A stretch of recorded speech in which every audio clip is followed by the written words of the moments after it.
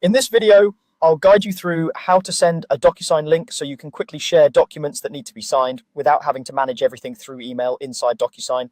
We'll go step by step, keeping it simple and clear, and by the end you'll know exactly how to grab a signing link and send it to your recipient in whatever way works best for you. First, you'll want to open your envelope in Docusign. An envelope in Docusign is basically the container that holds your document or documents along with the signing workflow, recipients, and settings. To get to it, sign into your Docusign account and go to your envelopes section, usually found in the main navigation.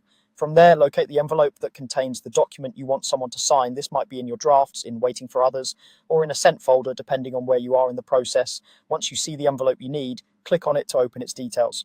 With the envelope open, look for the option labeled Share. This is typically located near the top area of the envelope details page. The share option is what allows you to give others access or generate a link instead of relying only on the standard automated Docusign emails. Click on Share and a small menu or window will appear with different ways to share access to this envelope. Inside that share menu, choose the option called Copy Link. When you click Copy Link, Docusign will generate a specific URL connected to this envelope and copy it to your clipboard.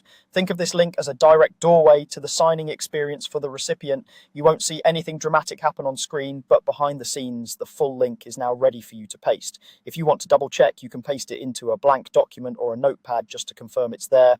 Once the link is copied, you're ready to send it to your recipient. Open whatever communication tool you prefer. This could be an email in your usual email app, a message in a chat platform, a text message, or even a secure internal system your organization uses.